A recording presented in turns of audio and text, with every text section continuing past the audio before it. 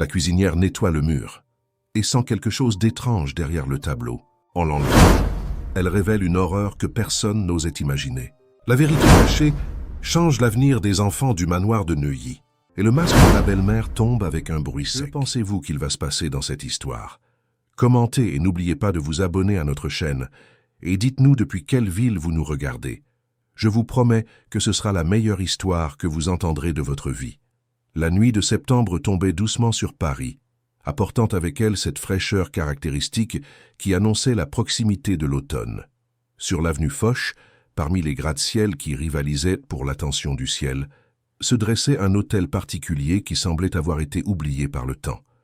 Ce n'était pas des plus modernes, mais son architecture classique, avec ses jardins bien entretenus et ses portails en fer forgé, racontait les histoires d'une époque où ce quartier respirait encore un air de tranquillité.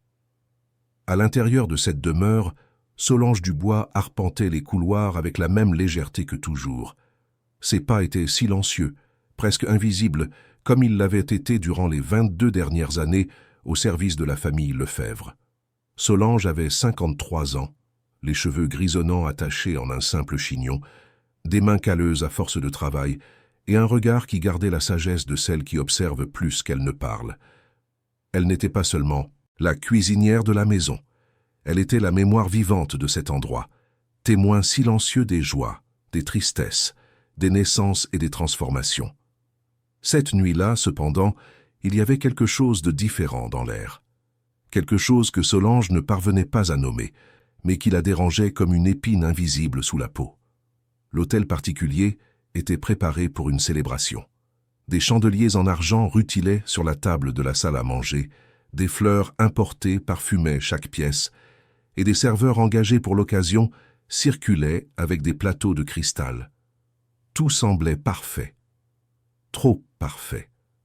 La raison de la fête était la récente union de Marcel Lefebvre, le propriétaire des lieux, avec sa nouvelle épouse, Livia Fournier. Marcel était un homme de 60 ans, prospère dans l'immobilier, veuf depuis 3 ans, et père d'un garçon de 7 ans, nommé Pierre. Livia, quant à elle, était une femme éblouissante de 38 ans, toujours impeccablement vêtue, au sourire calculé et aux gestes étudiés. Aux yeux de tous, elle était la perfection incarnée. Mais Solange, qui avait passé des décennies à lire les gens à travers de petits détails, voyait autre chose. Il y avait une froideur dans ses yeux clairs, une dureté dissimulée par un maquillage coûteux et un parfum français. Solange remuait une casserole de sauce blanche dans la cuisine lorsqu'elle entendit des voix provenant du salon. Les premiers invités commençaient à arriver. Des hommes d'affaires, des associés, des amis de golf de Marcel, des femmes couvertes de bijoux qui brillaient autant que leurs conversations vides.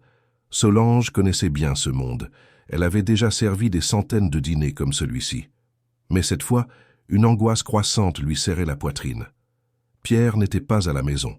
La justification officielle, répétée par Livia chaque fois que quelqu'un demandait des nouvelles de l'enfant, était que le garçon avait été envoyé passer quelques jours chez des parents en Normandie. Tout simplement. Naturel même. Mais Solange savait que cela n'avait aucun sens. Pierre n'était jamais allé seul, nulle part. C'était un enfant timide, attaché à son père, et surtout à elle, Solange, qui l'avait bercé dans ses bras quand il n'était qu'un bébé, qui lui avait appris à faire ses lacets, qui écoutait ses histoires inventées et ses peurs nocturnes. Solange était la marraine de Pierre. Pas officiellement, ni devant la société ou sur les registres, mais aux yeux d'Amandine, la mère du garçon, décédée 3 ans plus tôt. Amandine avait été une femme douce, gentille, qui avait toujours traité Solange avec respect et affection. Sur son lit d'hôpital, dans ses derniers jours, Amandine avait serré la main de Solange et lui avait murmuré une demande simple mais profonde. « Prenez soin de lui. Prenez soin de mon Pierre. » Solange l'avait promis, et cette promesse résonnait maintenant dans sa poitrine comme un tambour de guerre. Ces derniers jours, depuis l'arrivée de Livia à l'hôtel particulier en tant qu'épouse officielle, l'atmosphère de la maison avait changé. Pierre, qui avait l'habitude de courir dans les couloirs, de rire dans la cuisine pendant que Solange préparait ses recettes préférées et d'inventer des histoires de super-héros, était devenu un enfant silencieux, renfermé. Solange avait remarqué des bleus sur ses bras, que Livia justifiait comme étant le résultat de jeux d'enfants. Elle avait aussi remarqué la peur dans les yeux du garçon chaque fois que sa belle-mère s'approchait. Et puis, soudain, Pierre avait disparu. Envoyé en Normandie, disait-il. Mais Solange n'y croyait pas. Elle avait tenté de parler à Marcel, mais l'homme semblait enveloppé dans un brouillard d'aveuglement. Livia avait pris le contrôle de sa vie d'une manière impressionnante. Elle gérait son agenda, choisissait ses vêtements, décidait du menu des repas, avait licencié d'anciens employés et en avait engagé de nouveaux qui ne répondaient qu'à elle. Marcel, plongé dans le deuil d'Amandine et dans la solitude qu'il avait consumée pendant des années, semblait avoir trouvé en Livia une bouée de sauvetage. Mais Solange voyait clair. Cette femme n'était pas là par amour.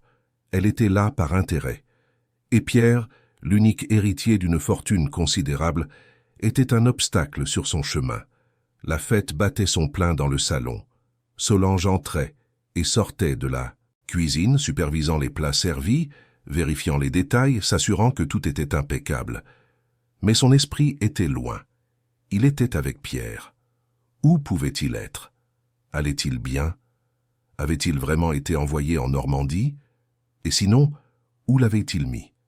Vers 21h, Solange dut traverser le couloir de service pour chercher d'autres coupes de cristal dans l'office. C'était un couloir étroit, peu éclairé, qui reliait la cuisine à l'arrière de la maison. Là, loin des regards des invités, loin de l'éclat des lumières du salon, Solange s'arrêta. Son cœur s'emballa. Elle avait entendu quelque chose. Un son faible, presque imperceptible, mais sans équivoque. Un sanglot. Le pleur contenu d'un enfant essayant de ne pas faire de bruit. Solange se figea. Ses yeux parcoururent le couloir sombre, essayant d'identifier l'origine du son. Était-ce son imagination? Le stress des derniers jours lui faisait-il entendre des choses? Mais non. Le voilà de nouveau. Un sanglot étouffé, suffoqué, venant de quelque part tout près. De l'intérieur des murs, semblait-il. Mais c'était impossible. Elle s'approcha lentement, le cœur battant à tout rompre, les mains tremblantes. Le couloir n'avait que quelques vieilles portes, toutes verrouillées depuis des années, et quelques tableaux accrochés au mur. De vieux tableaux, des paysages et des portraits de famille que plus personne ne regardait. Mais l'un d'eux attira son attention. C'était une grande peinture, au cadre doré et ouvragé, représentant une scène champêtre. Solange était passée devant ce tableau des milliers de fois au fil des ans, mais cette nuit-là, quelque chose était différent. Le tableau semblait légèrement déplacé, comme s'il avait été bougé récemment. Et de plus, il était accroché dans ce couloir sans raison apparente. Il était trop sophistiqué pour un espace aussi simple. Solange regarda autour d'elle, s'assurant qu'elle était seule, et toucha le cadre avec précaution. Le tableau était lâche, bien plus lâche qu'il n'aurait dû l'être. D'un effort doux, elle réussit à le déplacer de quelques centimètres sur le côté. Et c'est alors qu'elle vit. Derrière le tableau, il y avait une ouverture. Une petite porte en vieux bois, encastrée dans le mur, cachée par des années de peinture et d'oubli. Et de la fente de cette porte émanait une odeur de moisie, d'humidité et de désespoir. Les mains de Solange tremblaient violemment lorsqu'elle tira la petite porte. Celle-ci grinça résistant, mais finit par céder. Et là, dans l'obscurité, humide et étouffante d'un espace qui semblait avoir été un ancien débarras, recroquevillé contre le mur, se trouvait Pierre. Le garçon était vivant, mais à peine. Son visage était sale, pâle, les yeux cernés et rouges d'avoir tant pleuré. Il portait les mêmes vêtements que plusieurs jours auparavant, maintenant déchirés et souillés. À côté de lui, une petite bouteille d'eau à moitié vide et des restes de pain sec. Quand il vit Solange, les yeux de Pierre s'écarquillèrent, d'abord de peur puis d'un soulagement désespéré. Il essaya de parler, mais sa voix ne sortit que comme un murmure rauque. Tati. Solange. Solange sentit ses jambes flageoler. Des larmes jaillirent instantanément de ses yeux, mais elle savait qu'elle ne pouvait pas crier, ne pouvait pas montrer son désespoir. Elle devait être maligne. Elle devait penser vite. Elle tendit la main pour toucher le visage du garçon, mais à cet instant précis, elle entendit des pas s'approcher dans le couloir. Des pas fermes, féminins. Livia. Dans un réflexe de pur instinct de survie, Solange referma la petite porte, remit le tableau en place et s'écarta, feignant de chercher quelque chose sur l'étagère à côté. Son cœur battait si fort qu'elle craignait qu'on puisse l'entendre. Livia apparut au détour du couloir, élégante dans sa robe de soie bleue, ses cheveux blonds parfaitement coiffés, un sourire froid sur le visage. Elle s'arrêta en voyant Solange et l'examina avec des yeux aiguisés, comme des lames. « Solange, que faites-vous ici ?» demanda Livia, sa voix douce mais chargée de quelque chose de sombre. Solange prit une profonde inspiration, se forçant à rester calme. « Je suis venue chercher des coupes, madame. Il n'y en a presque plus dans le salon. » Livia marcha lentement vers elle, ses talons claquant sur le sol froid. Elle s'arrêta juste à côté du tableau, comme si elle savait exactement ce qui se cachait derrière. Ses doigts caressèrent le cadre doré, tandis qu'elle observait Solange avec une expression indéchiffrable. « Ce couloir est dangereux la nuit, » dit Livia, sa voix basse et menaçante. « Il y a déjà eu des rats par ici. Et vous savez comment sont les rats, Solange. Ils apparaissent là où on ne les attend pas. Ils entrent dans des endroits où ils ne devraient pas. Et quand cela arrive, ils doivent être éliminés. » Solange déglutit, mais soutint le regard de Livia. « Je comprends, madame. Je ferai attention. » Livia sourit. Un sourire qui n'atteignit pas ses yeux. « Parfait. Maintenant, retournez à la cuisine. Les invités attendent le dessert. » Solange acquiesça et retourna dans le couloir, chaque pas pesant comme du plomb. Elle savait que Livia était restée là, à l'observer, s'assurant qu'elle s'éloignait. Quand elle arriva enfin à la cuisine, Solange s'adossa au mur, essayant de contrôler sa respiration. Ses mains tremblaient tellement qu'elle pouvait à peine tenir les coupes. Pierre était là, enfermé, caché, probablement depuis des jours. Et Livia le savait. Non seulement elle le savait, mais elle en était responsable. Cette femme, qui souriait et trinquait avec les invités dans le salon, avait enfermé un enfant innocent dans un trou sombre, sans lumière, sans nourriture adéquate, sans dignité. Et le pire, personne ne se doutait de rien. Tout le monde croyait Pierre à la campagne. Tout le monde croyait à la supercherie. Solange devait faire quelque chose. Mais quoi? Si elle le disait directement à Marcel, Livia pourrait tout nier, inventer une histoire, et Pierre pourrait disparaître pour de bon. Si elle appelait la police, cela pourrait être trop rapide, donner le temps à Livia de cacher le garçon ailleurs ou pire. Elle avait besoin d'un plan. Elle avait besoin de preuves. Elle devait agir avec intelligence. Au cours de la soirée, tout en servant les derniers plats et en préparant les desserts, Solange commença à rassembler des informations. Elle discuta discrètement avec Alain, le gardien de la maison, mais remarqua quelque chose d'étrange dans ses réponses évasives. Quand elle l'interrogea sur les caméras de sécurité des couloirs, il dit qu'elles étaient en maintenance depuis une semaine. Quelle curieuse coïncidence. Plus tard, en nettoyant le salon pendant que les invités discutaient, Solange trouva quelque chose qui la fit s'arrêter. Sur la table basse, parmi des magazines de décoration, il y avait une serviette en papier avec un dessin d'enfant. C'était clairement fait par un enfant. Il montrait le plan simple d'une maison avec un X marquant l'une des pièces. Et à côté, écrit d'une main tremblante, les mots « Aide-moi ». Solange prit la serviette et la cacha dans la poche de son tablier. C'était une preuve. Pierre avait essayé d'appeler à l'aide. Il avait trouvé un moyen de communiquer où il se trouvait. Mais comment cette serviette était-elle arrivée jusqu'au salon? Avait-elle été laissée intentionnellement par quelqu'un? Ou Pierre avait-il réussi, à un moment, donné à la glisser par la fente de la porte? La fête se poursuivit jusqu'à près de minuit. Solange resta occupée, mais son esprit travaillait à toute vitesse.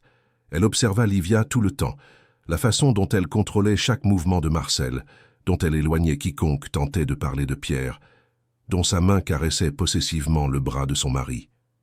Cette femme n'aimait pas Marcel.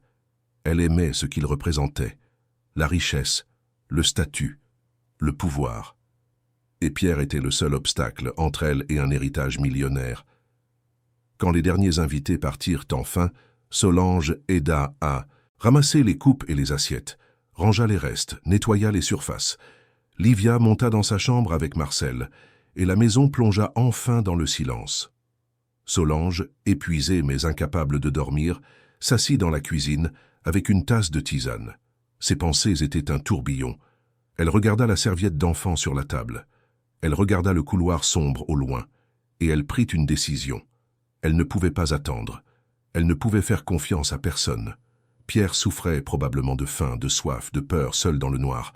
Combien de jours de plus tiendrait-il? Solange savait que le temps jouait contre elle. Elle se leva, se dirigea vers sa minuscule chambre à l'arrière de la maison et ouvrit le tiroir de sa commode.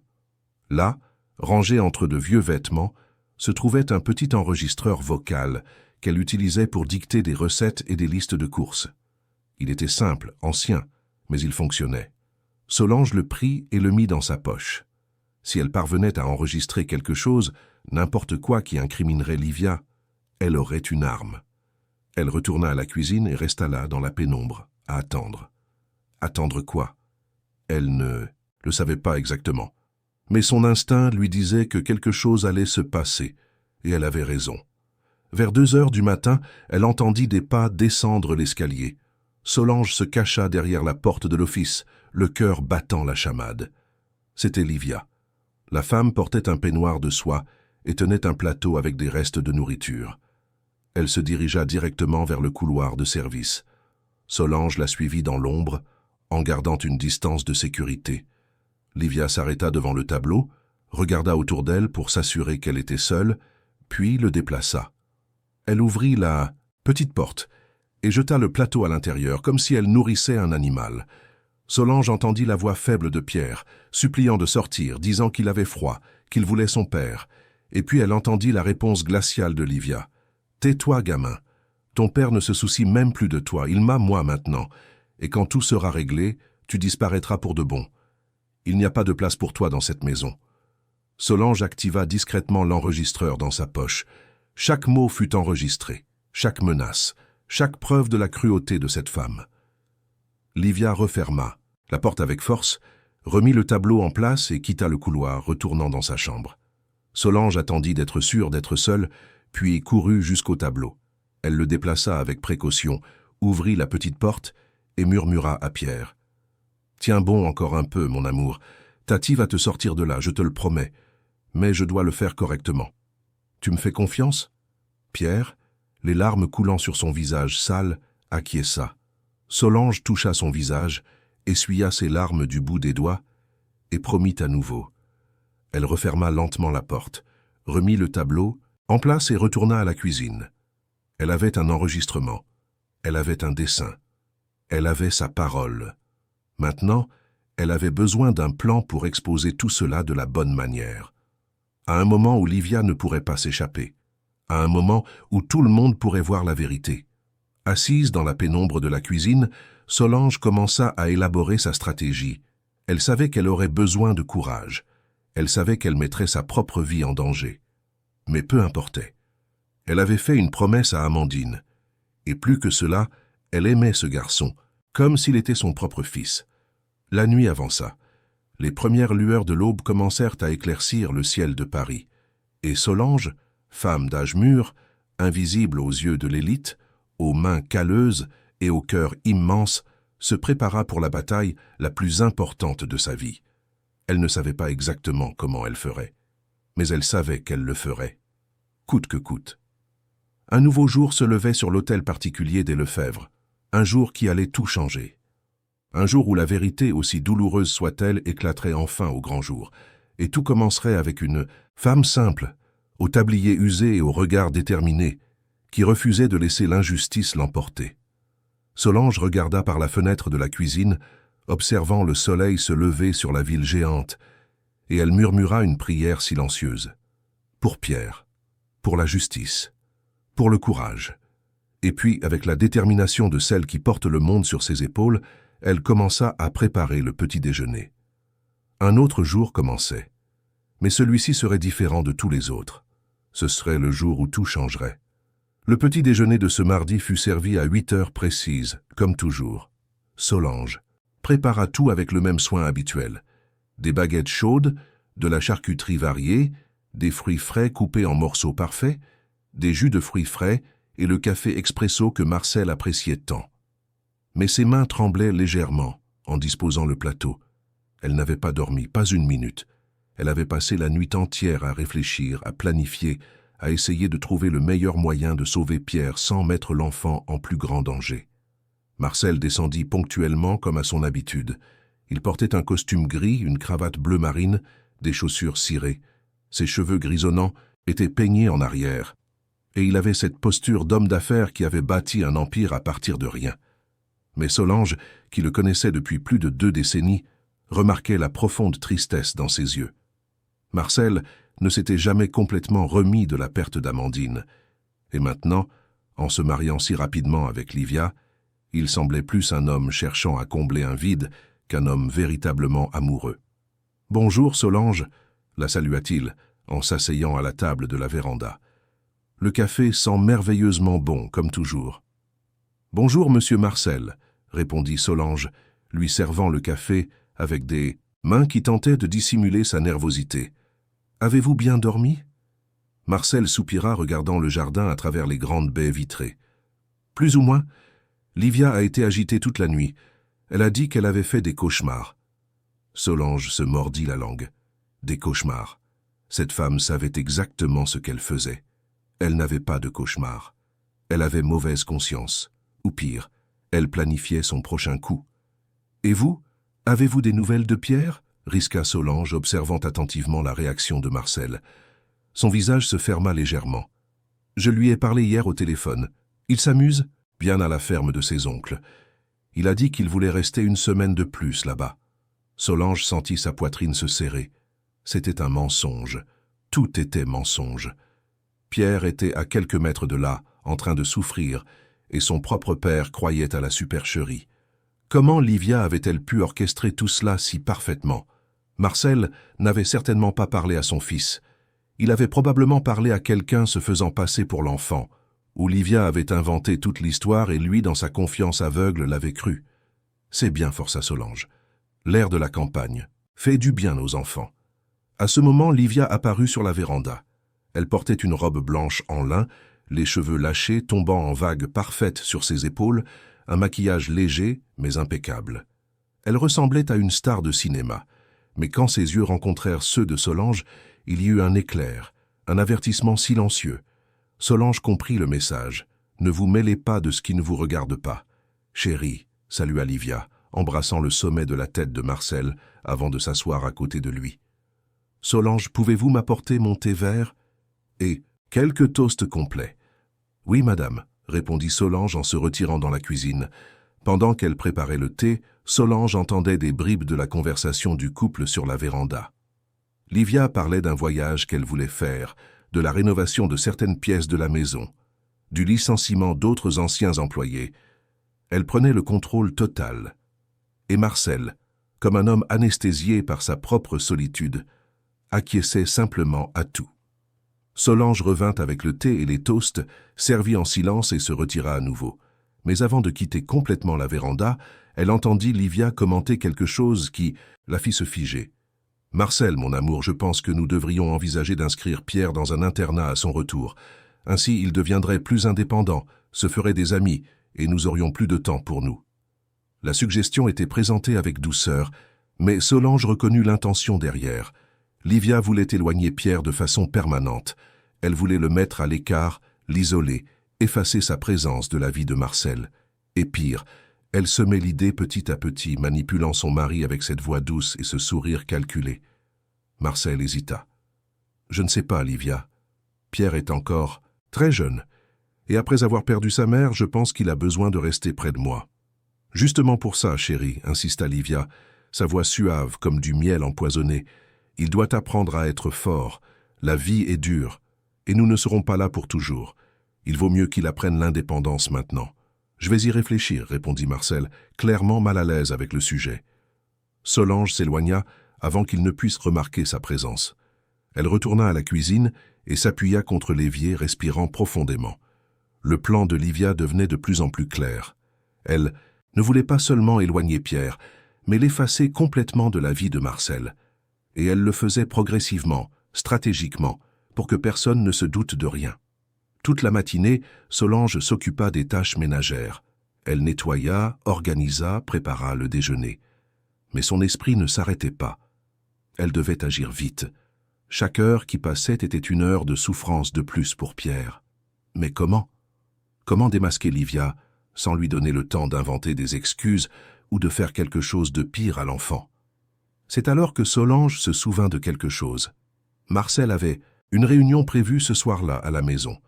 Une réunion importante avec des investisseurs pour un nouveau projet. Il y aurait au moins 10 personnes présentes, des témoins. Si Solange parvenait à exposer la vérité à ce moment-là, devant tout le monde, Livia n'aurait aucune échappatoire.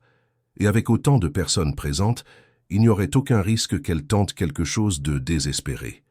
Décidée, Solange commença à organiser son plan. D'abord, elle devait s'assurer que Pierre tiendrait encore quelques heures. L'après-midi, quand Livia sortit pour aller au salon de coiffure et que Marcel se rendit à son bureau, Solange courut jusqu'au couloir de service. Elle déplaça le tableau avec précaution, ouvrit la petite porte et donna à Pierre une bouteille d'eau fraîche, quelques pains, des fruits et un morceau de gâteau. Le garçon était encore plus affaibli. Ses lèvres étaient gercées, sa peau pâle, ses yeux rouges. Mais en voyant Solange, il essaya de sourire. « Tati va me sortir d'ici ?» murmura Pierre, sa voix faible comme un filet de vent. « Ce soir, mon amour, » promit Solange en caressant son visage sale. « Mais tu dois être fort encore un peu, tu peux le faire ?» Pierre acquiesça, s'agrippant à la main de Solange comme si elle était son unique lien avec le monde.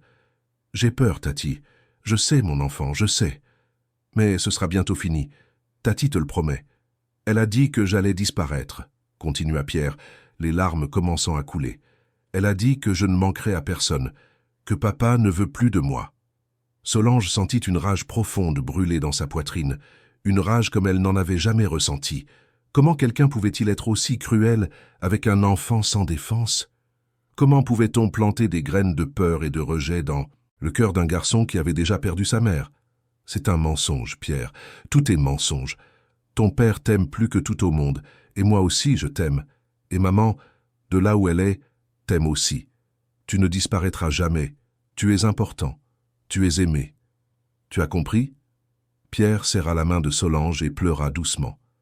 Elle resta là, dans cette position inconfortable, caressant les cheveux du garçon, murmurant des mots de réconfort, jusqu'à ce qu'elle entende le bruit d'une voiture arriver.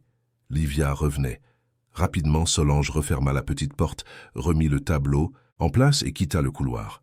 Le reste de l'après-midi passa dans une lenteur angoissante.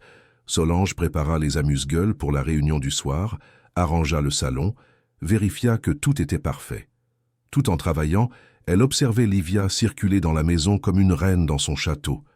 La femme parlait au téléphone à voix basse, donnait des ordres aux nouveaux employés avec cette voix douce mais autoritaire et souriait chaque fois que Marcel apparaissait.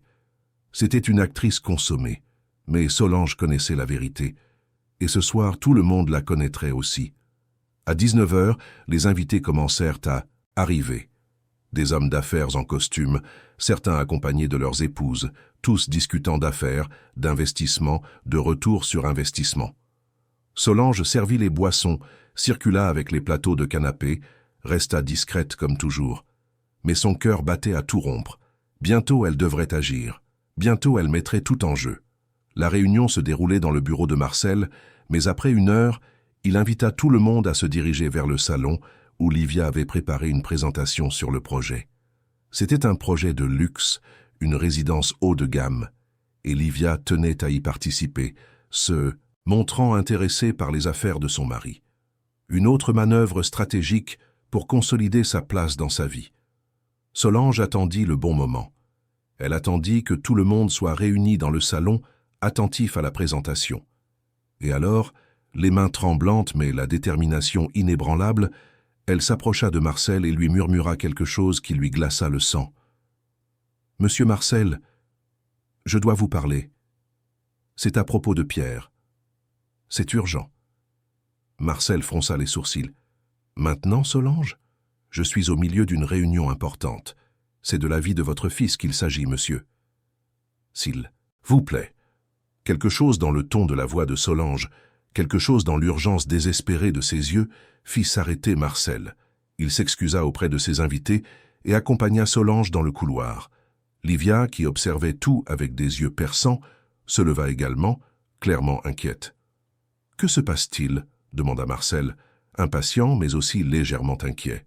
Solange prit une profonde inspiration. C'était maintenant ou jamais.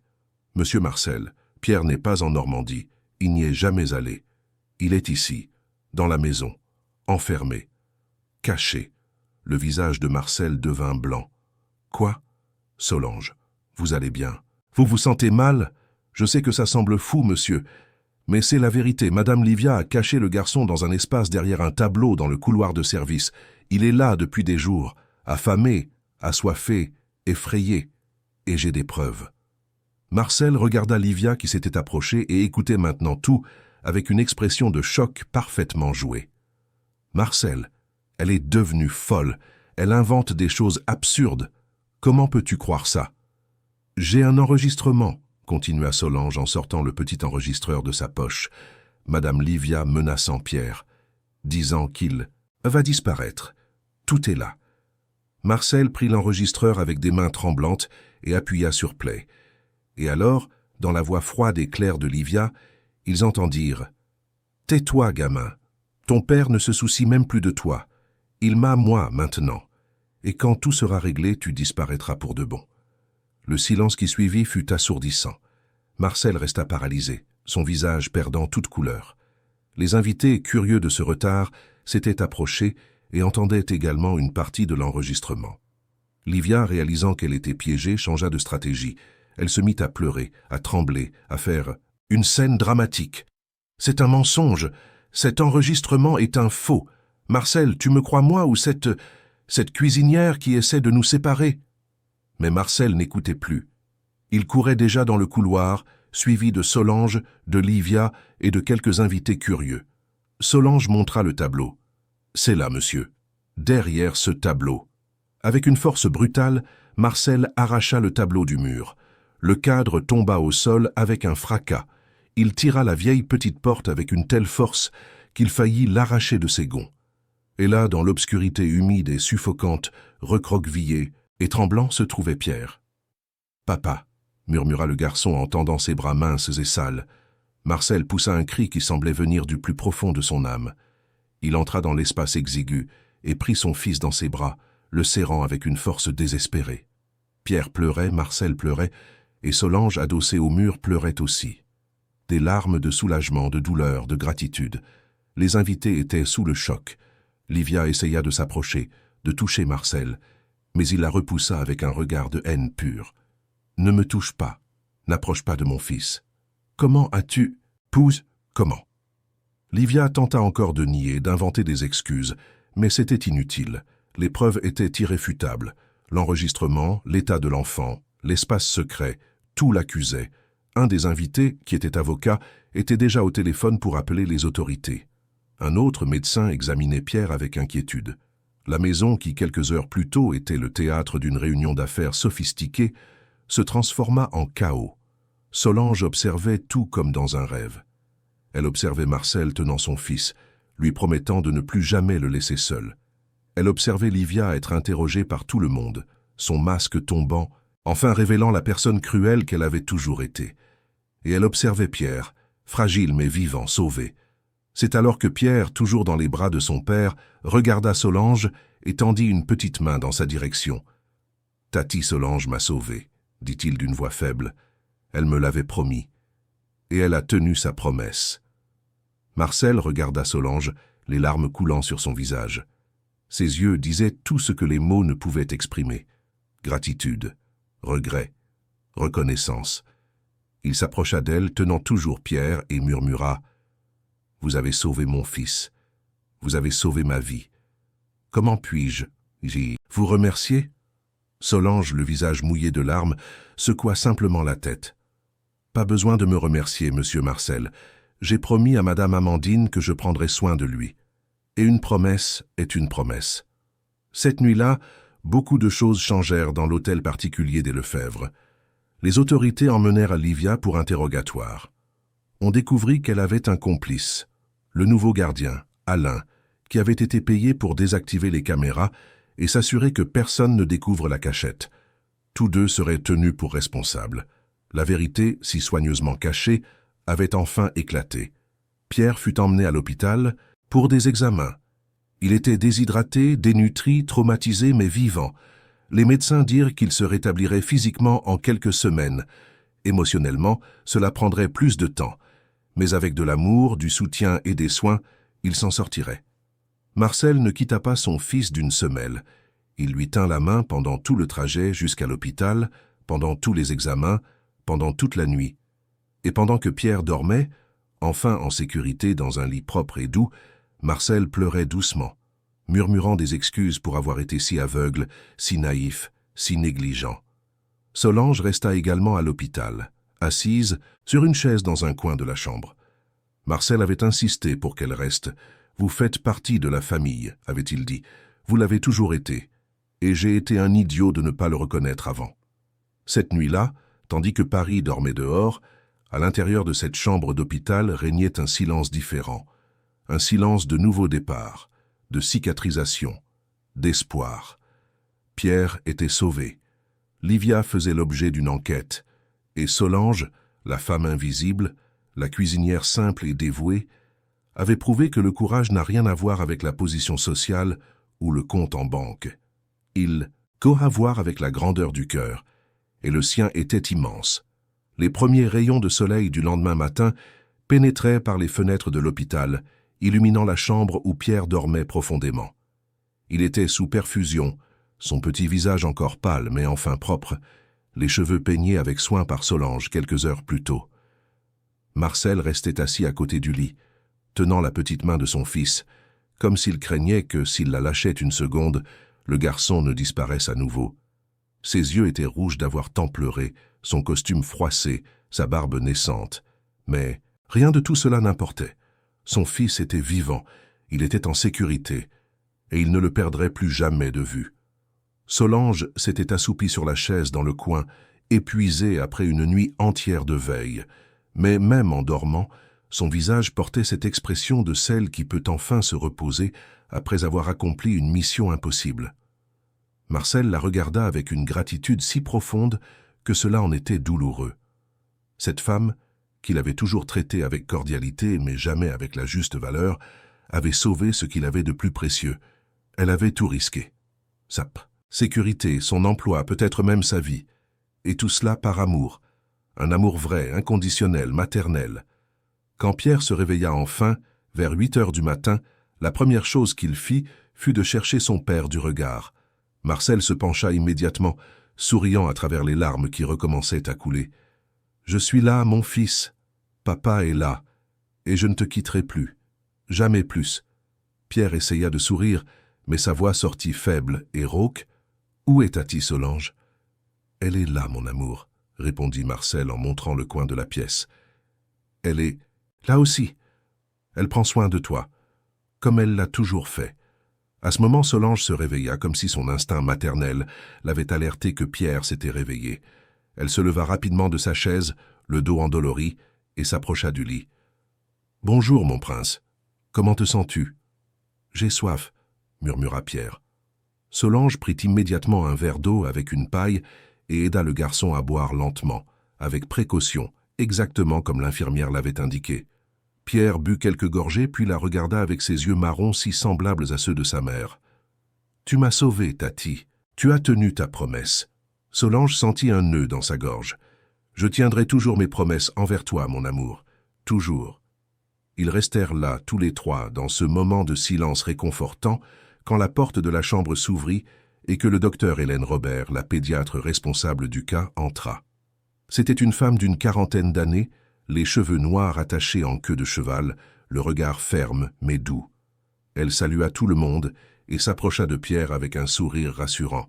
« Bonjour, champion, je vais te faire quelques petits examens, d'accord ? » « Ça ne fera pas. Mal du tout, promis. » Pierre acquiesça timidement.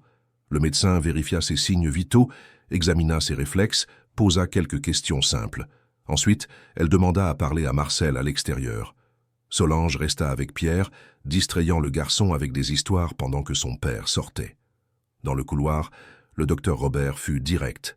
« Monsieur Lefebvre, physiquement, votre fils va bien se rétablir. Il est déshydraté et dénutri, mais avec une alimentation adéquate et de l'hydratation, il ira mieux dans 2 semaines. Cependant, je dois vous avertir du traumatisme psychologique. Pierre a vécu une expérience extrêmement difficile. Il a été abandonné, gardé, dans le noir. menacé par quelqu'un qui aurait dû prendre soin de lui. Cela laisse des marques profondes chez un enfant. Il aura besoin d'un suivi psychologique intensif. Et vous aussi. Marcel déglutit. Je ferai tout ce qui est nécessaire, docteur. Tout. Il aura les meilleurs professionnels, le meilleur traitement. Je ne regarderai pas à la dépense. Le médecin posa gentiment la main sur son épaule. Je sais que vous le ferez, mais je dois aussi vous dire autre chose. Ce qui a sauvé votre fils, ce ne sont pas les meilleurs professionnels ou les traitements coûteux. C'est l'amour de cette femme là-dedans. Madame Solange, elle a remarqué quand personne d'autre ne remarquait. Elle a agi quand tout le monde était aveugle. N'oubliez pas ça. Marcel acquiesça, les larmes recommençant à couler. Je sais, docteur, et je ne l'oublierai jamais. Quand il retourna dans la chambre, il trouva Solange en train de raconter à Pierre l'histoire d'un petit super-héros qui vivait caché dans une maison jusqu'à ce qu'il découvre qu'il avait le pouvoir de parler aux animaux. Pierre écoutait attentivement, ses yeux montrant enfin une petite lueur d'intérêt. Marcel s'assit de nouveau à côté du lit et, pour la première fois depuis des années, il ressentit quelque chose qu'il avait oublié. L'espoir. Pendant les 3 jours suivants où Pierre resta hospitalisé pour observation, la vie à l'extérieur ne s'arrêta pas. L'histoire du garçon caché par sa cruelle belle-mère se répandit comme une traînée de poudre. Les journaux affichaient des titres sensationnalistes. Les réseaux sociaux bouillonnaient d'opinions, d'indignations, de théories. L'hôtel particulier des Lefebvre était encerclé par des journalistes voulant des déclarations. Marcel refusa de parler à quiconque. Son attention était tournée vers son fils, uniquement son fils. Livia Fournier, quant à elle, était en détention, répondant à une procédure pour mauvais traitement, séquestration et tentative d'appropriation illicite de biens. Les enquêtes révélèrent qu'elle avait un passé sombre. Elle avait déjà été mariée 3 fois auparavant, toujours avec des hommes riches et plus âgés. Dans 2 des mariages précédents, il y avait eu des plaintes qui n'avaient jamais abouti, faute de preuves. Elle était une experte en manipulation, en création de façades parfaites, tout en complotant en coulisses.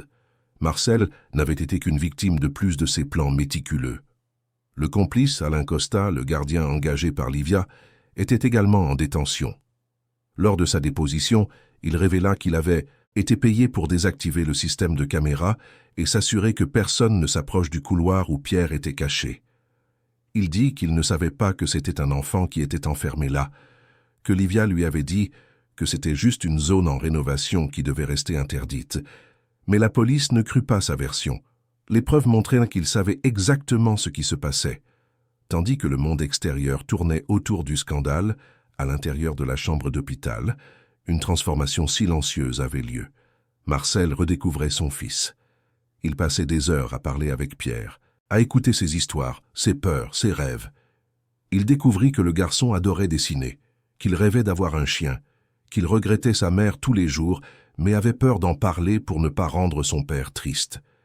Marcel réalisa, avec une profonde douleur, à quel point il s'était éloigné de Pierre après la mort d'Amandine. À quel point il s'était enfermé dans sa propre douleur, laissant son fils seul avec la sienne. « Je suis désolé, mon fils, » dit Marcel un soir, tenant la main de Pierre alors que le garçon était presque endormi. « Je suis désolé de m'être éloigné, d'avoir laissé cette femme entrer dans nos vies, de ne pas avoir remarqué que tu souffrais. Papa a été un idiot, un père terrible. » Pierre, les yeux déjà fermés, murmura « Tu n'es pas terrible, papa. Tu étais juste triste. » Maman disait que parfois, les gens sont si tristes qu'ils se perdent, mais maintenant tu t'es retrouvé. Les mots du garçon frappèrent Marcel comme un coup de poing dans la poitrine. Comment un enfant de 7 ans pouvait-il avoir autant de sagesse, autant de capacité à pardonner?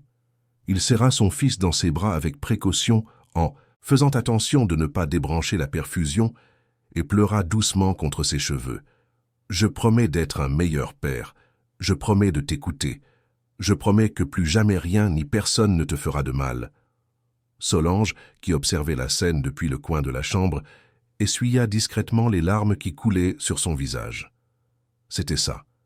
C'était ça qu'Amandine avait demandé. Non pas que Solange s'occupe seule de Pierre, mais qu'elle s'assure que le père et le fils restent unis. Et maintenant, après avoir failli se perdre l'un l'autre, ils étaient plus unis que jamais. Le troisième jour d'hospitalisation, Pierre put sortir. Les médecins donnèrent une longue liste de soins, des ordonnances de vitamines, des recommandations alimentaires et surtout le contact d'une excellente psychologue pour enfants. Marcel remercia tous les professionnels, en particulier le docteur Robert, puis ils rentrèrent tous les trois chez eux. Mais pas à l'hôtel particulier. Marcel avait décidé que, pour l'instant, il resterait dans un appartement qu'il possédait dans le Marais, loin de la presse, loin des mauvais souvenirs, loin de tout ce qui rappelait Livia. L'appartement était plus petit, plus chaleureux, avec des fenêtres donnant sur une rue arborée et pleine de vie. Solange fut chargée d'organiser le tout pendant que Marcel aidait Pierre à s'installer. Le garçon explora chaque pièce avec une curiosité timide, comme s'il découvrait un nouveau monde. Quand il vit la chambre qui serait la sienne, décorée dans des tons de bleu avec un grand lit moelleux, il sourit pour la première fois depuis que tout était arrivé. Un petit sourire, fragile mais sincère. « Ça te plaît, mon fils ?» demanda Marcel en s'agenouillant à côté de lui. « J'aime bien. C'est chaleureux. Ça a l'air sûr. » Le mot « sûr » résonna dans le cœur de Marcel. C'est de cela que Pierre avait besoin maintenant. Se sentir en sécurité, sentir que rien de mal n'arriverait plus. Et c'était sa responsabilité en tant que père de le garantir. Au cours des semaines suivantes, une nouvelle routine s'installa. Pierre commença ses séances de thérapie avec le docteur Béatrice Leroy, une psychologue pour enfants spécialisée dans les traumatismes. Les premières séances furent difficiles. Pierre faisait des cauchemars fréquents, se réveillait effrayé au milieu de la nuit, refusait de rester seul dans une pièce. Mais peu à peu, avec de la patience, de l'amour, une présence constante, il commença à aller mieux. Marcel réduisit considérablement sa charge de travail. Il délégua des responsabilités à des associés de confiance, annula des voyages, refusa des réunions. Son objectif était Pierre. Il emmenait son fils à l'école le matin, le récupérait en fin d'après-midi, l'aidait avec ses devoirs, jouait avec lui, écoutait ses histoires. Il redécouvrait ce que signifiait être père, et il découvrait qu'il avait perdu tant de moments précieux, ensevelis sous le travail, puis dans une tristesse égoïste. Solange resta avec eux, mais son rôle était désormais différent. Elle n'était plus seulement l'employée invisible, elle faisait partie de la famille. Marcel avait insisté pour qu'elle ait une chambre dans l'appartement, qu'elle participe au repas avec eux, qu'elle soit consultée sur les décisions importantes concernant Pierre.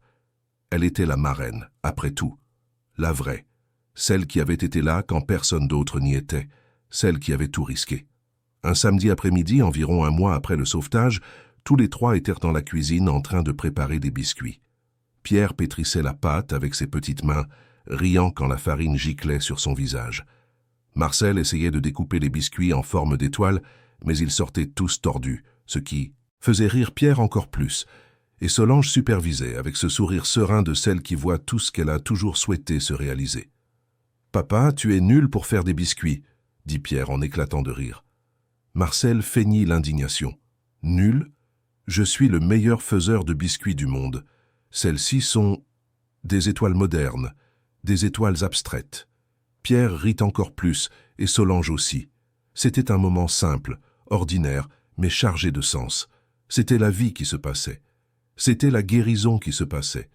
C'était l'amour qui triomphait de l'obscurité. Ce soir-là, après que Pierre se fut endormi, Marcel et Solange s'assirent sur le balcon de l'appartement, chacun avec une tasse de tisane. Le silence entre eux était confortable, rempli de compréhension mutuelle. Marcel fut le premier à parler. « Solange, je ne pourrai jamais assez vous remercier pour ce que vous avez fait. Vous avez sauvé mon fils. Vous avez sauvé ma vie. Et jamais, pendant toutes ces années, je ne vous ai accordé la valeur que vous méritez. » Solange secoua doucement la tête. « Monsieur Marcel, je n'ai rien fait de plus que ce que toute personne avec un cœur ferait. Pierre a toujours été comme un fils pour moi. Depuis sa naissance, depuis que Madame Amandine m'a demandé de prendre soin de lui, je n'aurais jamais pu l'abandonner. Mais vous auriez pu avoir peur. Vous auriez pu choisir de ne pas vous impliquer.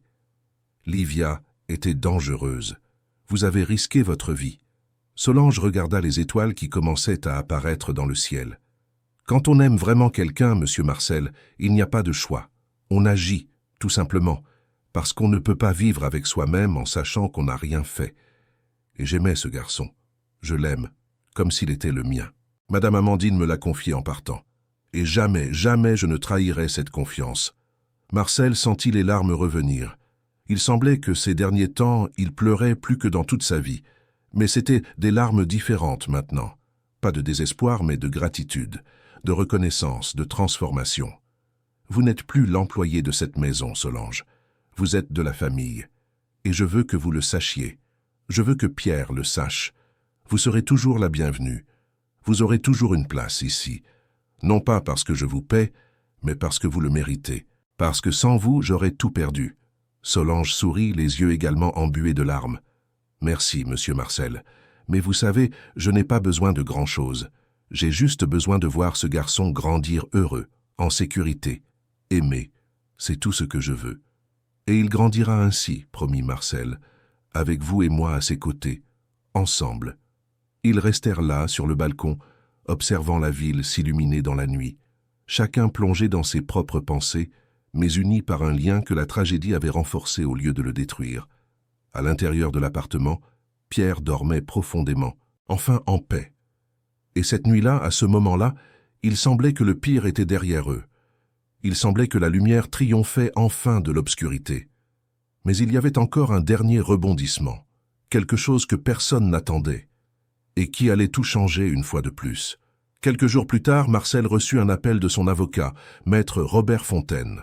L'homme semblait agité, ce qui était inhabituel pour quelqu'un de normalement si calme et maîtrisé. « Marcel, nous devons parler. C'est à propos de Livia, il y a une nouvelle information que vous devez savoir. » Marcel sentit son estomac se nouer. Que s'est-il passé? Elle est enceinte. De 2 mois. Le monde s'arrêta. Marcel sentit le sol se dérober sous ses pieds. Enceinte. Livia était enceinte, d'un de ses enfants, ou du moins, c'est ce qu'elle prétendait. Mais comment? Quand? Et plus important encore, était-ce vrai? Elle utilise ça pour tenter un accord, continua l'avocat.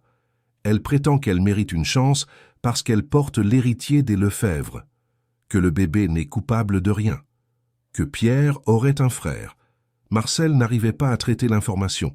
Après tout ce qui s'était passé, après toute cette horreur, Livia parvenait encore à apporter une complication de plus, un coup de plus. Et cette fois, cela impliquait une vie innocente. Un bébé qui, s'il existait vraiment, n'était coupable de rien. Mais était-ce réel ou une manipulation de plus? Je ne sais pas quoi faire, Robert, admit Marcel, la voix tremblante. Je ne sais pas si j'y crois. Je ne sais pas si je peux gérer ça. Nous pouvons demander un test ADN dès la naissance du bébé, confirmer la paternité. Et même si c'est votre enfant, Marcel, cela ne change rien à ce qu'elle a fait. Elle répondra toujours de ses crimes. Mais la garde de l'enfant, si la paternité est confirmée, sera une autre bataille. Marcel raccrocha le téléphone et resta assis sur le canapé, complètement perdu. Il regarda la porte de la chambre où Pierre dormait toute l'après-midi, fatigué après une journée d'école.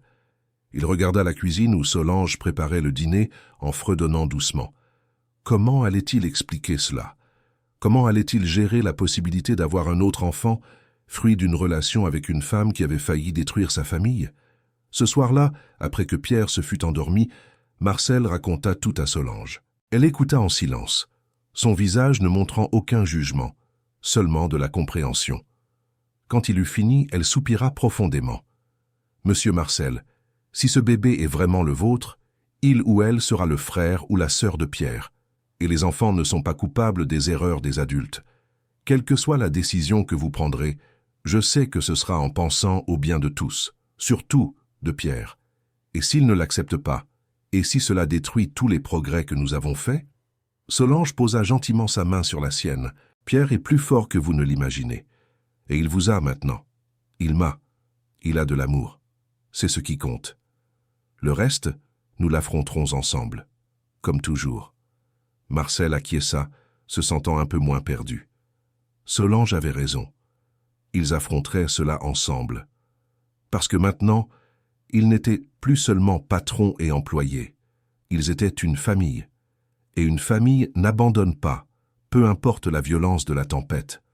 Et ainsi, tandis que Paris continuait sa routine frénétique à l'extérieur, À l'intérieur de ce petit appartement du Marais, 3 personnes se préparaient à affronter un autre défi. Mais, cette fois, elles n'étaient pas seules. Elles étaient unies. Et ensemble, découvraient-elles, elles étaient bien plus fortes qu'elles ne l'imaginaient. Les mois qui suivirent cette révélation explosive furent parmi les plus difficiles que Marcel ait jamais affrontés. La nouvelle de la prétendue grossesse de Livia se répandit rapidement dans la presse, créant un cirque médiatique encore plus grand autour de la famille Lefebvre. Les journalistes spéculaient sur la véracité de la grossesse, sur la paternité, sur l'avenir du bébé. Mais à l'intérieur de l'appartement du Marais, Marcel, Pierre et Solange créèrent une bulle de protection.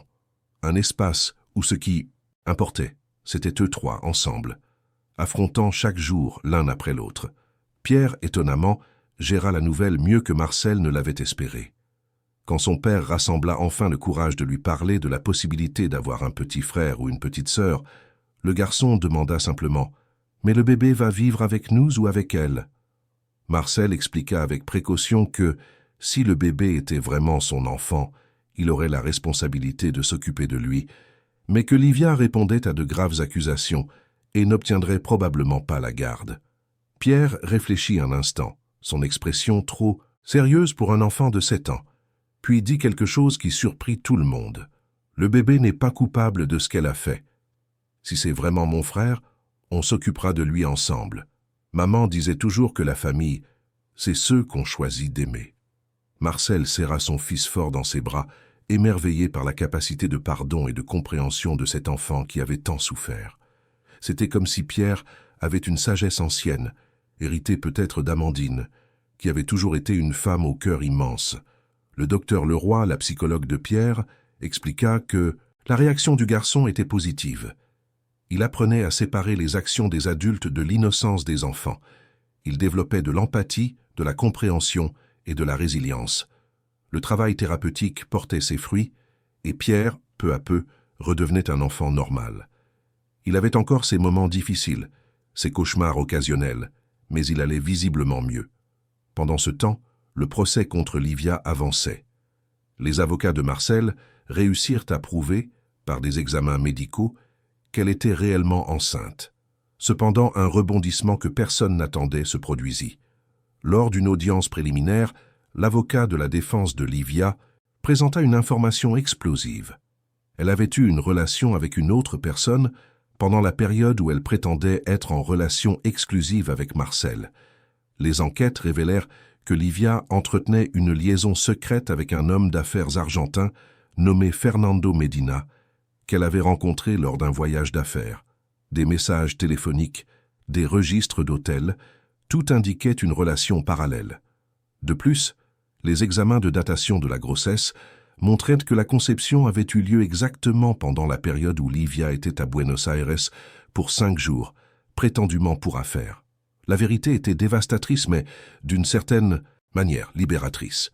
Le bébé n'était probablement pas le fils de Marcel. C'était le fils de Fernando Medina, l'amant secret que Livia gardait comme plan B, au cas où son coup avec Marcel ne fonctionnerait pas. Une fois de plus, cette femme prouvait qu'elle était une manipulatrice de première catégorie. Mais cette fois, ses mensonges étaient exposés un par un. Fernando Medina fut localisé par les autorités et, confronté aux preuves, admit sa relation avec Livia. Il dit qu'elle lui avait promis qu'elle était célibataire, qu'il prévoyait de se marier dès qu'elle aurait réglé quelques affaires en France. Lui aussi avait été trompé. Et maintenant, face à la possibilité d'être père, il devait faire face aux conséquences de s'être impliqué avec une femme dangereuse. Avec cette révélation, le cas de Marcel devint plus simple. Il n'avait aucune responsabilité envers le bébé. Et Livia, en plus de répondre de séquestration, de mauvais traitements et de tentatives d'appropriation illicite, faisait maintenant face à des accusations de fraude et de manipulation. Les preuves contre elle étaient accablantes. L'audio enregistré par Solange, le témoignage de Pierre, les enregistrements des caméras de sécurité qui furent récupérés par des experts, tout formait un ensemble irréfutable. Le procès eut lieu un jour de pluie en juin. Marcel décida de ne pas emmener Pierre au tribunal, mais Solange voulut être présente. Elle voulait voir, de ses propres yeux, la justice être rendue. Elle voulait voir cette femme qui avait failli détruire l'enfant qu'elle aimait enfin payer pour ses crimes. Livia entra dans le tribunal les mains menottées, le ventre déjà proéminent de sa grossesse. Elle n'était plus la femme impeccablement vêtue d'avant. Ses cheveux étaient en désordre, son maquillage avait coulé, son regard était vide. Quand ses yeux rencontrèrent ceux de Solange dans le public, il y eut un éclair de haine. Mais Solange ne détourna pas le regard. Elle soutint ce regard avec fermeté, sans peur, sans vaciller. Pendant le procès, plusieurs témoins furent appelés. Le gardien Alain, qui avait déjà conclu un accord de plaidé coupable, raconta en détail comment Livia l'avait engagé spécifiquement pour l'aider à garder Pierre caché. Il raconta comment elle l'avait payé en espèces, comment elle lui avait donné des instructions précises, comment elle l'avait menacé de le dénoncer s'il ne respectait pas l'accord. Son témoignage fut crucial. Ensuite, ce fut au tour de Marcel de témoigner. Il raconta comment il avait rencontré Livia, comment elle s'était approchée de lui à un moment de vulnérabilité après la mort d'Amandine, comment elle avait rapidement pris le contrôle de sa vie. Il raconta les changements subtils qu'il n'avait pas remarqués à l'époque, l'éloignement progressif de ses anciens amis, le licenciement d'employés fidèles, l'isolement de Pierre. Il parla d'une voix brisée de la nuit, où il avait découvert son fils enfermé, de l'horreur de ce moment, de la façon dont il avait failli perdre la personne la plus importante de sa vie à cause de son propre aveuglement. Solange fut également appelée à témoigner. Elle monta à la barre des témoins les mains tremblantes, mais la voix ferme. Elle raconta sa relation avec la famille Lefebvre, la demande d'Amandine avant de mourir, comment elle avait remarqué les changements de comportement de Pierre, la nuit où elle avait entendu les pleurs de l'enfant et découvert la cachette. Elle parla de l'enregistrement qu'elle avait fait, de la peur qu'elle avait ressentie, du courage qu'elle avait trouvé pour tout exposer devant les invités. Quand elle termina son témoignage, il y avait des larmes dans les yeux de nombreuses personnes présentes dans le tribunal. Mais le moment le plus émouvant fut lorsque le juge demanda que Pierre témoigne par vidéoconférence dans un environnement protégé en présence du docteur Leroy. Le garçon, visiblement nerveux mais déterminé, raconta d'une voix basse mais claire les jours qu'il avait passés enfermé dans le noir.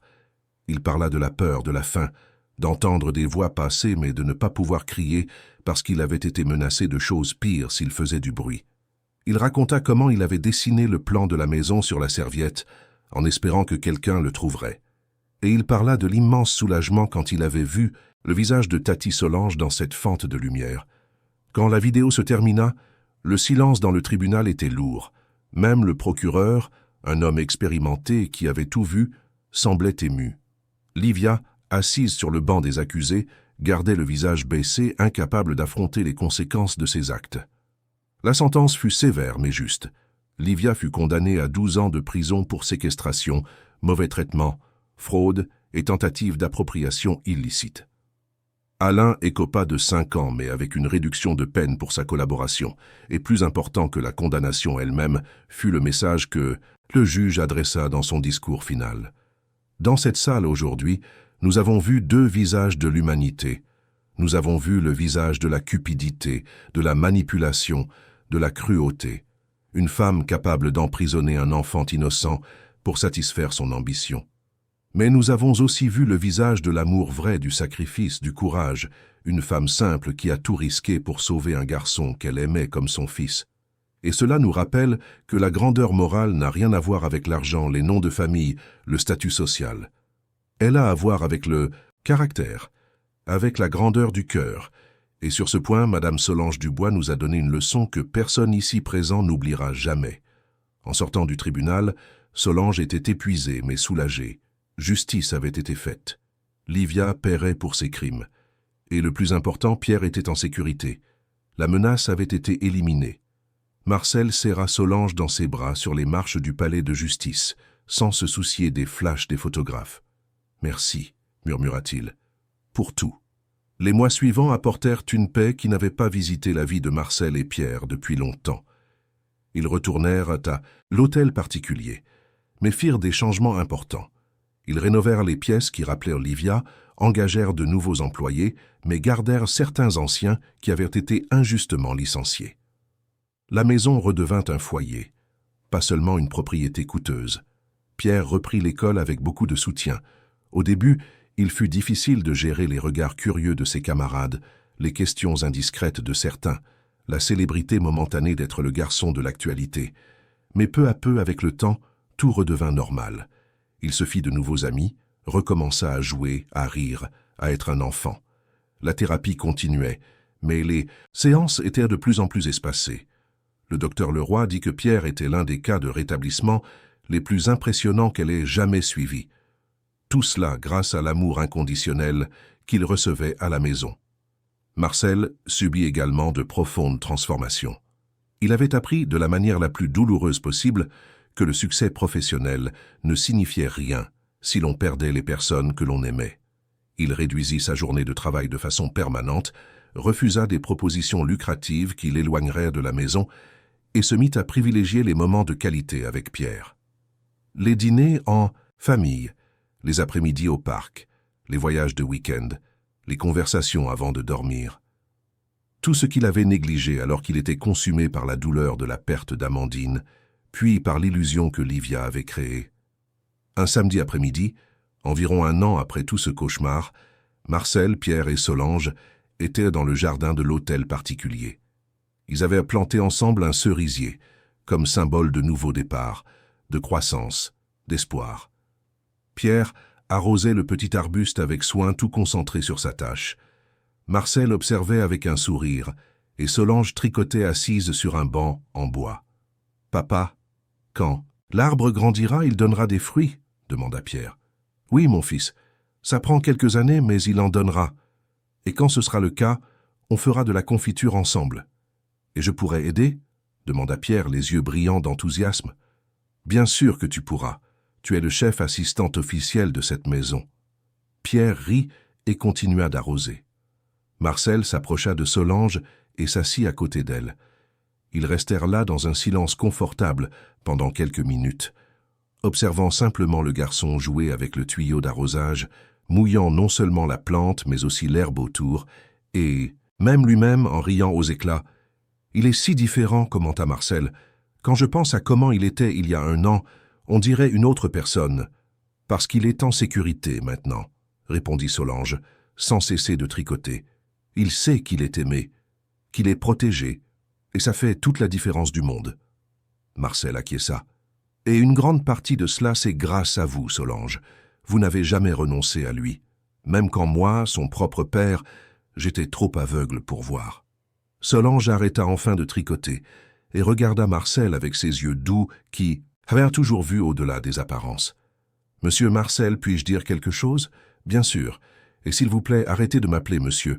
Après tout ce que nous avons traversé, je pense que j'ai gagné le droit d'être simplement Marcel pour vous. » Solange sourit. « D'accord, Marcel. Ce que je voulais dire, c'est que vous n'étiez pas aveugle. Vous souffriez. Et la douleur nous fait parfois prendre de mauvaises décisions.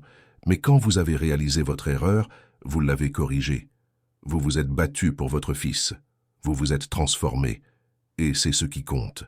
Pas les erreurs que nous commettons, mais ce que nous faisons ensuite pour les réparer. » Les mots de Solange touchèrent profondément le cœur de Marcel. Elle avait toujours su dire les bonnes choses. Elle avait toujours eu cette sagesse simple mais profonde des gens qui vivent le cœur ouvert. « Vous savez, Solange, il y a quelque chose auquel je pense depuis un certain temps, » dit Marcel, « et je voudrais vous proposer quelque chose. » Solange le regarda avec curiosité. « Dites-moi, je veux que vous soyez officiellement la marraine de Pierre, pas seulement dans nos cœurs, mais sur le papier. Je veux que, s'il m'arrive quelque chose, vous soyez sa tutrice légale. Je veux garantir qu'il vous aura toujours, quoi qu'il arrive. » Solange sentit les larmes monter instantanément. Sa voix se brisa quand elle essaya de répondre. « Marcel, je ne sais pas quoi dire. Ce serait un honneur. Mais vous avez de la famille, des frères, des cousins. »« J'en ai, » interrompit Marcel, « mais c'est vous qui l'aime. C'est vous qui étiez là quand il en avait le plus besoin. C'est vous qui lui avez sauvé la vie. Et plus important encore, c'est vous qu'il veut. Nous en avons parlé, lui et moi. Et Pierre a spécifiquement demandé que vous soyez sa vraie marraine. » Les larmes coulaient maintenant librement sur le visage de Solange. Elle regarda Pierre, qui courait maintenant après un papillon dans le jardin, complètement inconscient de la conversation importante qui se déroulait. « Bien sûr que oui, » murmura-t-elle. « Ce serait le plus grand honneur de ma vie. » Marcel se leva et tendit la main à Solange, l'aidant à se lever aussi. Alors allons le lui dire maintenant. Il sera heureux. » Ils appelèrent Pierre, qui arriva en courant, le visage mouillé par le tuyau d'arrosage et un immense sourire. Quand Marcel lui raconta qu'il avait déjà parlé aux avocats et que Solange serait officiellement sa marraine, le garçon sauta de joie et serra Solange si fort qu'il faillit la renverser. « Maintenant c'est officiel, Tati. Tu es ma vraie marraine. Je l'ai toujours été, mon amour. Je l'ai toujours été. » Tous les trois s'étreignirent là, dans le jardin, sous le soleil chaud de l'après-midi parisien, devant le cerisier qui un jour donnerait des fruits, symbole parfait de cette famille qui, bien qu'ayant failli être détruite, avait trouvé la force de se reconstruire. Et pas seulement de se reconstruire, mais de s'épanouir. Ce soir-là, pendant le dîner, Pierre posa une question qui prit Marcel par surprise. « Papa, tu penses que maman est fière de nous ?» Marcel sentit un nœud dans sa gorge. C'était la première fois depuis longtemps que Pierre parlait d'Amandine si ouvertement. « J'en suis certain, mon fils. Très fier. De toi pour être si courageux, de moi pour m'être enfin réveillé, et surtout de Tati Solange pour avoir si bien pris soin de toi. Je crois qu'elle a envoyé Tati Solange pour s'occuper de nous, » dit Pierre, la voix sereine, comme un ange gardien. Solange, assise à table avec eux, sourit à travers ses larmes. Elle ne s'était jamais sentie aussi complète, aussi partie de quelque chose de plus grand.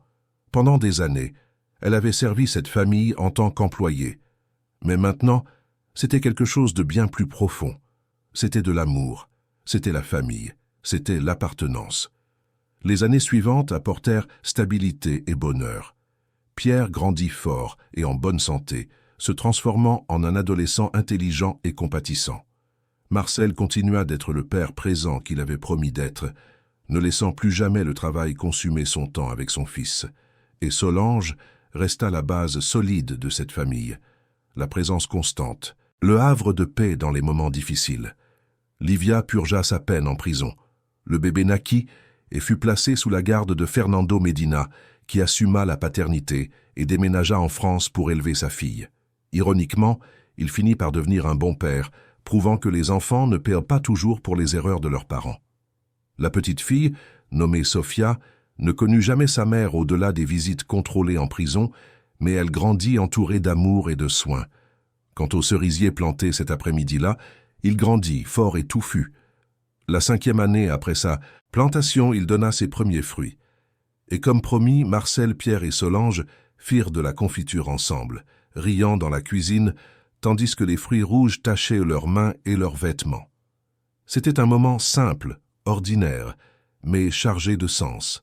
C'était la preuve que le temps guérit, que l'amour triomphe, que les secondes chances existent. Un soir spécial, lorsque Pierre fêta ses 15 ans, Marcel organisa un dîner intime juste pour eux trois. Pendant le dessert, il se leva avec une coupe à la main et porta un toast. « Je veux remercier 2 personnes qui sont tout pour moi. Pierre, mon fils, tu m'as appris que la résilience et le pardon sont les plus grandes forces qu'un être humain puisse avoir. Tu as traversé l'enfer et tu en es sorti non seulement en survivant, mais en t'épanouissant. Je suis le père le plus fier du monde. Et Solange, mon ami, ma famille, tu as prouvé que l'héroïsme n'a pas besoin de cape ou de super-pouvoir. Il a juste besoin d'un cœur immense et du courage d'agir quand tous les autres sont paralysés. Vous deux, vous êtes ma famille, ma vraie famille, et je suis reconnaissant chaque jour de vous avoir. » Pierre et Solange levèrent en leur coupe, tous deux les larmes aux yeux. Ils trinquèrent ensemble, à la famille, à l'amour, au dépassement de soi. Et à ce moment, dans cette salle à manger éclairée à la bougie, se trouvait la preuve vivante que l'obscurité ne gagne jamais quand il y a assez de lumière pour la combattre. Et que parfois, la lumière la plus forte vient des endroits les plus improbables. Elle vient d'une cuisinière d'âge mûr, aux mains calleuses et au cœur immense, qui a refusé de laisser l'injustice l'emporter. Des années plus tard, lorsque Pierre était déjà un jeune adulte étudiant la médecine à l'université, il écrivit une dissertation sur l'héroïsme dans le cadre d'un travail académique. Dans le texte, il raconta son histoire.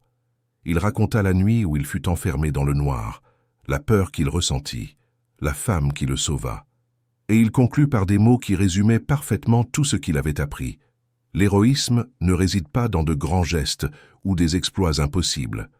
Il consiste à choisir l'amour quand il serait plus facile de choisir la peur. Il consiste à tout risquer pour quelqu'un que l'on aime. Il consiste à être fidèle à une promesse même lorsque le monde s'effondre autour de soi. Et s'il y a une héroïne dans ma vie, elle ne porte ni armure ni épée. Elle porte un tablier, a les mains calleuses à force de travail, et le cœur le plus généreux que j'ai jamais connu. Elle s'appelle Solange, et elle m'a sauvé non seulement de cette cachette sombre, mais aussi de perdre foi en la bonté humaine. La dissertation reçut la note maximale, et plus important que la note, elle toucha le cœur de tous ceux qui la lurent, parce que c'était une histoire de douleur mais aussi d'espoir, de quasi-tragédie mais aussi de rédemption, d'obscurité mais surtout de lumière. Et ainsi, dans cet hôtel particulier parisien qui avait été le théâtre de tant de souffrances, résonnaient désormais des rires, des conversations, la vie. Le cerisier continuait de donner des fruits chaque année. Pierre continuait de grandir, non seulement physiquement, mais en tant qu'être humain. Marcel continuait d'être le père présent qu'il avait promis d'être. Et Solange restait le cœur de cette maison, la force invisible qui maintenait tout ensemble, la preuve vivante que parfois les vrais héros ne reçoivent pas de reconnaissance publique, ne gagnent ni prix ni statut, mais ils gagnent quelque chose de bien plus précieux, l'amour éternel de ceux qu'ils ont sauvés. Et en fin de compte, n'est-ce pas là la plus grande récompense que l'on puisse recevoir? L'histoire de Solange, Pierre et Marcel nous rappelle que la famille n'est pas seulement une question de sang. C'est un choix, c'est une présence, c'est l'amour en action. Et que la grandeur morale ne vient pas d'en haut, des couches les plus élevées de la société, mais de là où on l'attend le moins. Elle vient de cœurs authentiques, de personnes simples qui font des choix extraordinaires. Et ce sont ces histoires qui méritent d'être racontées, rappelées, célébrées, parce qu'à la fin, ce qui reste, ce ne sont pas les hôtels particuliers, les voitures, les comptes en banque.